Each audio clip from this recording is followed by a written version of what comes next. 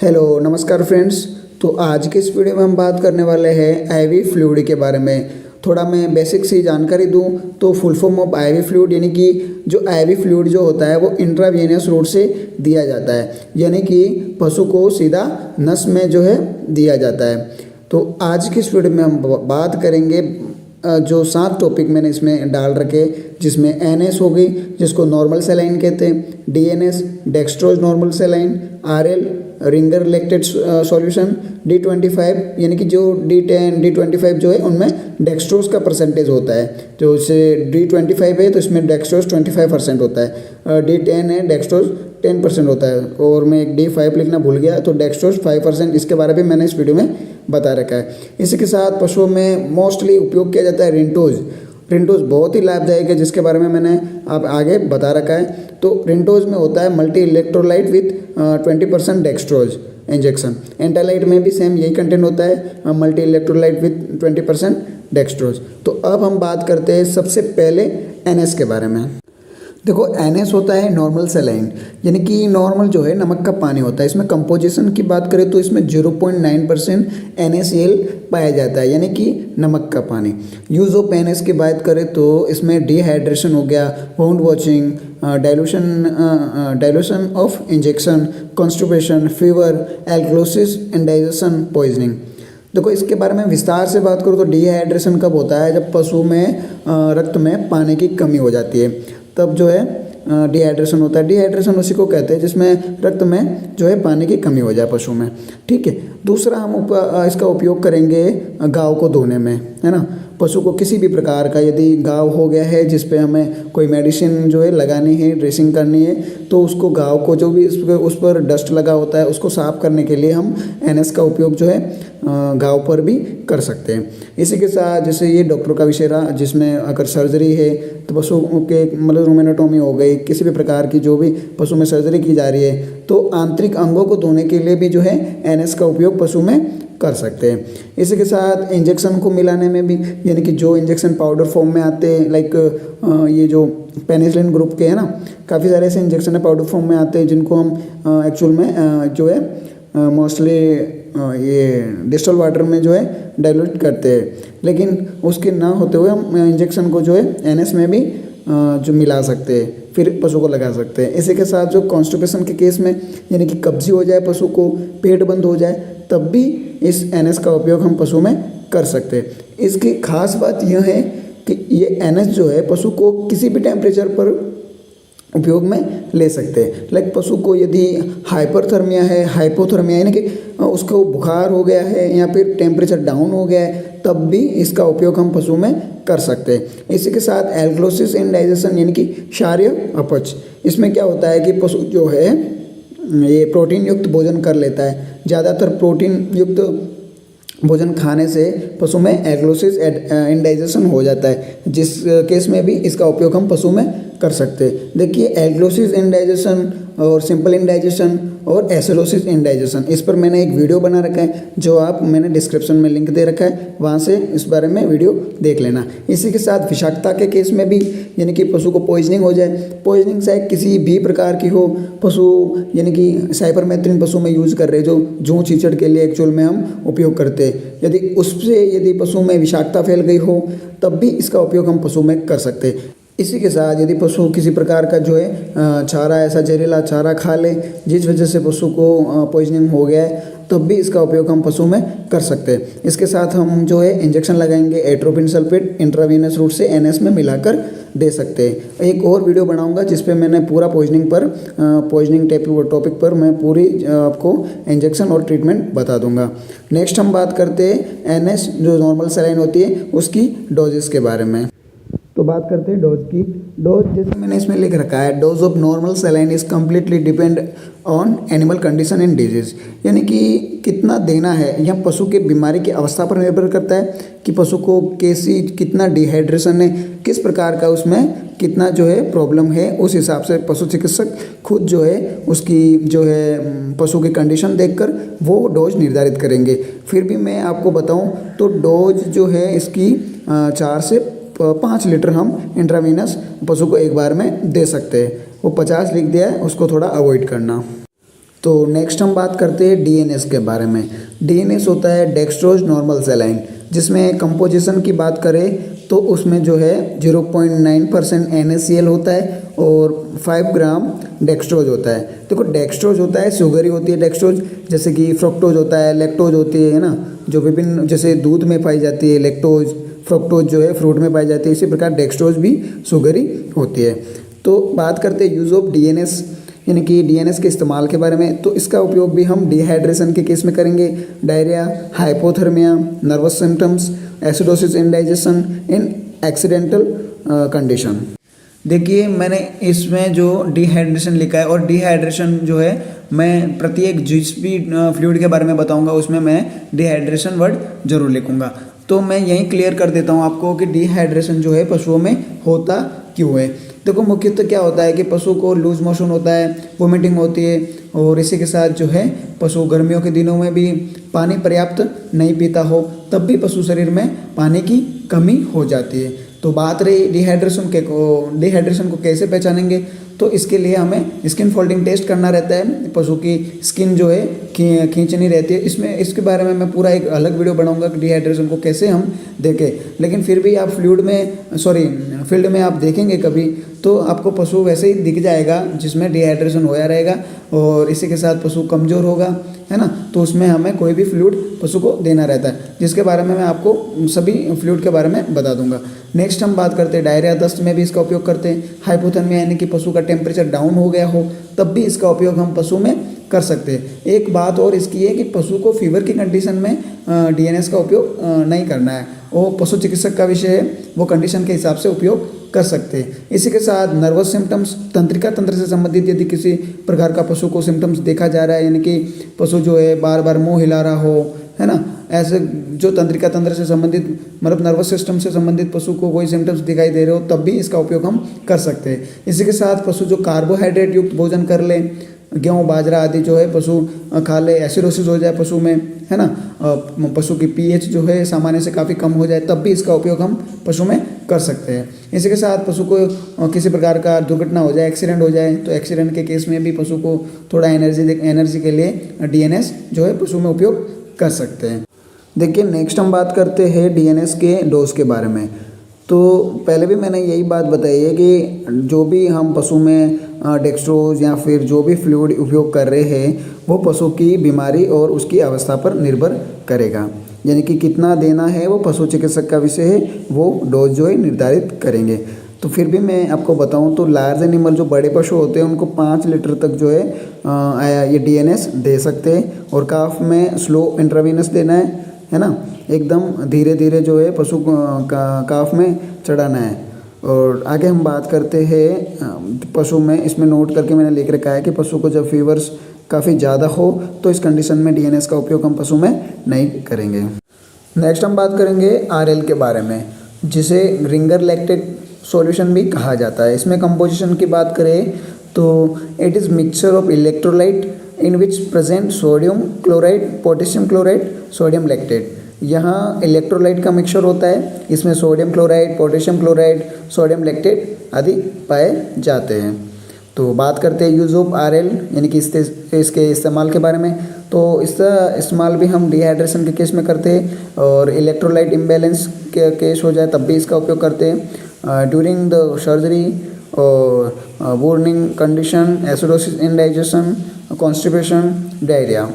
देखो विस्तार से बात करूँ तो इसमें पशु शरीर में पानी की कमी हो जाए तब भी इसका उपयोग हम पशु में कर सकते हैं। इलेक्ट्रोलाइट की कमी हो जाए यानी कि पशु जल जाए, जलने की वजह से क्या होता है कि पशु में जो इलेक्ट्रोलाइट की कमी पड़ जाती है तब भी इसका उपयोग हम पशु में कर सकते हैं। सर्जरी के बाद भी इसका उपयोग हम पशु को एनर्जी बूस्टर के तौर पर कर सकते हैं। वैसे यह एनर्जी बूस्टर ही है, तो जिसका उपयोग हम आफ्टर सर्जरी, बिफोर सर्जरी तब जब चाहे कर सकते हैं। इसी के साथ पशु के जल जाने पर भी इसका उपयोग करेंगे। अम्लीय अपच यानी कि पशु जब कार्बोहाइड्रेट युक्त भोजन ज़्यादा कर लेता है तब भी इसका उपयोग हम पशु में कर सकते हैं।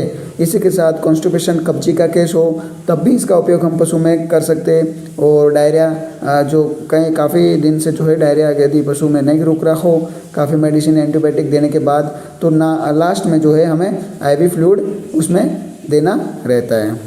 नेक्स्ट हम बात करेंगे रिंगर लैक्टेट सॉल्यूशन के डोज के बारे में।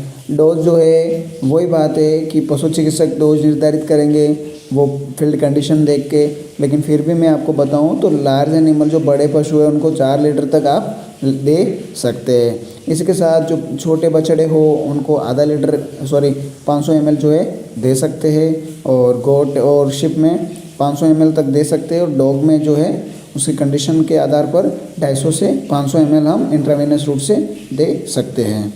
तो नेक्स्ट हम बात करते हैं D25 के बारे में, जिसमें कंपोजिशन की बात करें तो उसमें 25% डेक्सट्रोज होता है। Use of D5, D10, D25। देखो तीनों का मैंने एक साथ इसलिए लिखा है कि तीनों का मोस्टली काम एक ही है, क्योंकि थोड़ा डोज में ही फ़र्क है, किसमें 5% जो है डेक्सट्रोज होता है, किसमें 10% होता है और किसमें 25% होता है। तीनों का अलग अलग है, बाकी काम सबका एक ही है। तो इसका उपयोग मोस्टली हम हाइपोग्लाइसेमिया के केस में करेंगे, weakness, neurological condition, ketosis, babesiosis, haemorrhagic septicaemia और ब्लैक वाटर। देखो थोड़ा यदि मैं विस्तार से बताऊं तो हाइपोग्लाइसेमिया होता है रक्त में ग्लूकोज की कमी, यानी कि ग्लूकोज की जब पशु में कमी हो जाती है तब हमें डेक्सट्रोज देना रहता है पशु को। इसी के साथ पशु कमज़ोर हो जाए, वीकनेस के केस में, यानी कि पशु कमज़ोर हो गया, एंड्रोक्सिया के कंडीशन में पहुंच गया, खाना पीना नहीं कर रहा है, खड़ा नहीं हो पा रहा हो, पीछे के पैरों से सही से खड़ा नहीं हो पाता है, तो इस कंडीशन में भी हम डेक्सट्रोज का उपयोग हम पशु में कर सकते हैं। इसी के साथ न्यूरोलॉजिकल कंडीशन, पशु में तंत्रिका संबंधी स्थितियाँ बन जाए, यानी कि न्यूरोलॉजिकल कंडीशंस क्या होती है, पशु जो है माथा पटकता हो, बार बार मारने को दौड़ता है, इसी के साथ जो है काफ़ी सारी जैसे रेबिस लाइक वैसी कंडीशन देखने को मिले, तब भी हमें डेक्सट्रोज जो है पशु को देना रहता है। ऐसा मोस्टली कीटोसिस के केस में भी होता है। कीटोसिस जो है मेटाबॉलिक डिजीज़ है, यानी कि उपापचय बीमारी है। इसी के साथ हम बबेसियोसिस की बात करें, जिसे चीचड़ बुखार भी कहा जाता है, जो कि प्रोटोजोआ जनित बीमारी है। इसी के साथ हेमोरेजिक सेप्टिस्मिया, यानी कि गलघोटू, जो कि जीवाणुजनित बीमारी है, इसमें भी जो है पशु का ट्रीटमेंट के बाद डेक्सट्रोज जो है पशु को दे सकते हैं। इसी के साथ लंगड़ा बुखार जो हो जाए पशु को, तब भी इसका उपयोग हम पशु में कर सकते हैं। तो आगे हम बात करेंगे D25 की डोज के बारे में। देखिए डोज जो है हम डेक्सट्रोज 5%, 10% और 25% तीनों की बात करूँगा। जैसे कि पहले हम बात करेंगे D5 की, जिसका उपयोग हम लार्ज एनिमल में 4 से 5 लीटर तक कर सकते हैं, और D10 हो गई 2 से 3 लीटर, और D25 1 से 2 लीटर हम एक बार में पशु में उपयोग कर सकते हैं। इसके साथ इसमें लिख रखा है मैंने कि the quantity of dextrose to be given will be decided by the veterinarians only, यानी कि दी जाने वाली जितनी भी डेक्सट्रोज की मात्रा है केवल पशु चिकित्सक द्वारा तय की जाएगी, क्योंकि यह एक पशु चिकित्सक का विषय है। पशु चिकित्सक खुद डोज निर्धारित करेंगे, कितना उसमें ग्लूकोज की कमी है उस हिसाब से पशु चिकित्सक ही पशु को देंगे। लेकिन फिर भी आपको जानकारी के लिए बताया, तो आप भी ऐसा कंडीशन मिले देखने को तो इस प्रकार के जो भी फ्लूइड है उनका उपयोग पशु में कर सकते हैं। तो हम आगे अब बात करेंगे रिंटोज के बारे में। देखो रिंटोज जो है वन ऑफ द बेस्ट क्या है कि आईवी फ्लूइड है, जो पशुओं में बहुत ही लाभदायक होता है। आप DNS, RL, NS जो दे रहे हैं पशु को, उसके बदौलत आप यदि रिंटोज देंगे तो भी आपको बहुत ही बेस्ट रिजल्ट पशु में देखने को मिलेगा। इसमें कंपोजिशन की बात करूँ, देखो इसमें पहले बताऊँ मल्टी इलेक्ट्रोलाइट विद 20% डेक्सट्रोज है। और इसमें पूरे कंपोजिशन की बात करूँ, इट्स 100 ml कंटेंट की, तो इसमें डेक्सट्रोज होता है 20 ग्राम, सोडियम क्लोराइड होता है, पोटेशियम क्लोराइड होता है, और इसके साथ कैल्शियम क्लोराइड होता है, सोडियम लैक्टेट भी होता है। क्वांटिटी आप आगे देख लो। अब आगे हम बात करेंगे रिंटोज के उपयोग के बारे में, यानी कि यूज़ ऑफ रिंटोज। इसका मोस्टली उपयोग हम डिहाइड्रेशन के केस में करेंगे, diarrhoea, debility, hypoglycaemia, disturb electrolyte, muscular weakness और सिस्टमिक एसिडोसिस।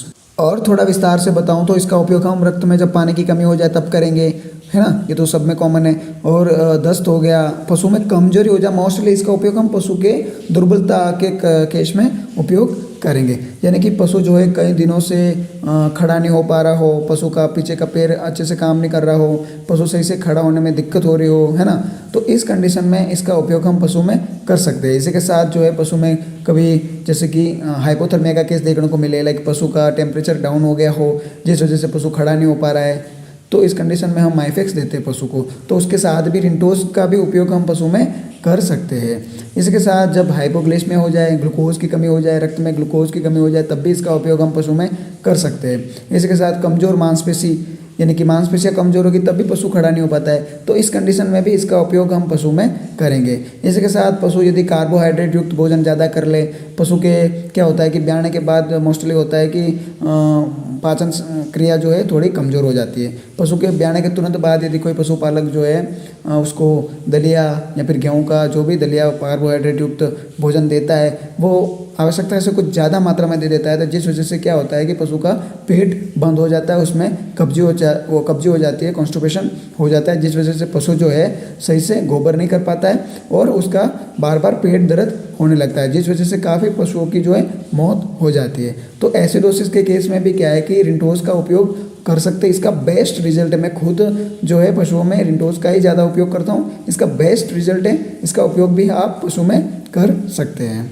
इसी के साथ इसका उपयोग हम पशु में जब भी पशु क्या होता है कि ब्याने के बाद तुरंत पशु बैठ जाता है ना, पशु को मैंने काफ़ी सारे ऐसे केस देखे और आप फील्ड कर रहे तो आपने भी देखे होंगे कि पशु के ब्याने के तुरंत बाद जो है पशु में काफ़ी जो है विटामिन की कमी हो जाती है, जिस वजह से पशु बैठ जाता है, तो जिसमें हम उसको मैफेक्स देते हैं, है ना। कैल्शियम देने के बाद भी यदि पशु खड़ा नहीं हो रहा है तो कैल्शियम के साथ आप रिंटोस भी पशु को दे सकते हैं, जिससे पशु को तुरंत आराम मिल जाएगा और पशु जो है खड़े होने में उसको कोई समस्या नहीं होगी, पशु एकदम खड़ा हो जाएगा। देखो ब्याने के तुरंत बाद पशु बैठ जाता है, इसका कारण की बात करूँ तो मोस्टली क्या होता है कि पशु का बछड़े जो बच्चा होता है भ्रूण विकास जो है अंतिम 3 महीने जो होते हैं पशु के गर्भावस्था के, उसमें बच्चे का विकास कुछ ज़्यादा होता है। तो इस कंडीशन में क्या है कि पशु को पर्याप्त रूप से हम कैल्शियम या फिर जो भी विटामिन पशु को चाहिए और भी कार्बोहाइड्रेट हो गया, जो भी पशु को आवश्यकता से ज़्यादा थोड़ा भोजन देना रहता है गर्भावस्था के अंतिम ट्राइमेस्टर में, तो वो हम पशु को नहीं दे पाते और जो अंदर बच्चा जो होता है वो सारा जो विटामिन से पशु जो माँ होती है उसी से प्राप्त करता है। और पर्याप्त मात्रा में गाय को भैंस को हम बाहर से नहीं दे रहे तो उसके वाला जो है बच्चे तक जाएगा, जिससे भैंस जो है कमज़ोर हो जाती है और ब्याने के तुरंत बाद जो है उसमें कैल्शियम आदि तत्वों की कमी हो जाती है, जिससे पशु एकदम लूज पड़ जाता है और बैठ जाता है और खड़े होने में उसको समस्या होने लगती है। तो नेक्स्ट हम बात करेंगे रिंटोस के डोज के बारे में। डोज जैसा कि मैंने आप इसमें लिख रखा है, आप वीडियो पॉज करके भी देख सकते हैं, लेकिन फिर भी मैं बताऊं तो कैटन और बफेलो और हॉर्स में कैटल है ना, तो इसमें हम 500 से 2000 ml तक उपयोग कर सकते हैं 3 से 4 दिन तक, वो कंडीशन पर निर्भर करेगा कि पशु को कितना पर्याप्त है। इसी के साथ शिप एंड गोट में भी इसका उपयोग हम 100 से 200 ml और कंडीशन के हिसाब से हम 500 ml तक का भी उपयोग कर सकते हैं, और काफ में इसका 100 से 500 तक उपयोग कर सकते हैं। तो नेक्स्ट हम बात करेंगे IV फ्लूइड इंटालाइट के बारे में। देखो उसके बारे में बताने से पूर्व आपने यदि मेरे चैनल को सब्सक्राइब नहीं किया है तो प्लीज़ सब्सक्राइब जरूर करें। इसके साथ मेरे व्हाट्सएप चैनल से भी जुड़ जाए, जिसका लिंक मैंने डिस्क्रिप्शन में दे रखा है। तो अब हम बात करते हैं इंटालाइट IV फ्लूइड के बारे में। तो जैसा कि आपको दिख रहा है इंटालाइट IV फ्लूइड, जिसमें मल्टी इलेक्ट्रोलाइट विद 20% डेक्सट्रोज होता है। कंपोजिशन की बात करें तो इसमें dextrose, sodium chloride, potassium chloride, calcium chloride और सोडियम लैक्टेट होता है। और यूज़ ऑफ इंटालाइट की बात करें तो dehydration, diarrhoea, weakness, heat stress और hypothermia, downer cow syndrome, hypoglycaemia, milk fever और एंथ्रेक्सिया। यानी कि मिल्क फीवर के कंडीशन में जैसे हम माइफेक्स दे रहे हैं तो उसके बाद भी इसका उपयोग जो है उसके साथ भी इसका उपयोग हम पशु में कर सकते हैं। जैसे और भी जैसे ये सब वर्ड के बारे में मैंने आपको डिटेल से जानकारी दे रखी है। फिर भी डाउनर काउ सिंड्रोम एक नया वर्ड आया है। इसमें क्या होता है कि पशु जो है ये मिल्क फीवर की सेकंड अवस्था होती है। मिल्क फीवर से पशु ठीक नहीं होता है तो दूसरी अवस्था उसकी डाउनर काउ सिंड्रोम होती है, जिसमें पशु बिल्कुल जो है खड़ा नहीं हो पाता है। डाउनर काउ सिंड्रोम पर भी मैंने एक वीडियो बना रखा है, जो वीडियो की प्लेलिस्ट में जाके आप रोग और रोग उपचार ऐसा करके मैंने एक प्लेलिस्ट बना रखी है, और वो जाके उसमें आप देखें, जो मैंने सब डिजीज पे वीडियो बना रखे हैं। इसी के साथ इंटालाइट IV फ्लूइड का उपयोग हम हीट स्ट्रेस के केस में भी करेंगे। हीट स्ट्रेस क्या होता है कि अक्सर यह जो है गर्मियों के दिनों में पशु में देखने को मिलता है, और जाति विशेष की बात करूँ तो यह गायों में ज़्यादा देखने को मिलता है। और इसी के साथ मैं यदि नस्ल विशेष की बात करूँ तो जो विदेशी नस्लें होती है उनमें गर्मी सहन करने की क्षमता थोड़ी कम होती है, तो उन जानवरों में कुछ ज़्यादा देखने को मिलता है हीट स्ट्रेस का केस, जिसमें होता क्या है कि पशु का टेम्परेचर सामान्य से काफ़ी ज़्यादा बढ़ जाता है, जो एक मौत का कारण भी बन जाता है। उसकी श्वसन गति भी काफ़ी बढ़ जाती है, क्योंकि बुखार है, तेज़ बुखार आ जाता है, तो उस कंडीशन में उसकी श्वसन गति भी बढ़नी ही होती है। तो इस कंडीशन में भी इसका उपयोग हम पशु में कर सकते हैं। नेक्स्ट हम बात करेंगे इंटरलाइट की डोज के बारे में। डोज जो है आप वीडियो पॉज करके देख लेना, क्योंकि वीडियो काफ़ी लंबा हो चुका है। और भी जो है आपको ये वीडियो कैसा लगा कमेंट करके जरूर बताएं, और भी इसी तरह की वीडियो देखने के लिए आप मेरे चैनल से जरूर जुड़ें, और आप किस टॉपिक पर वीडियो चाहते हैं वो भी मुझे कमेंट करके जरूर बताएं। धन्यवाद।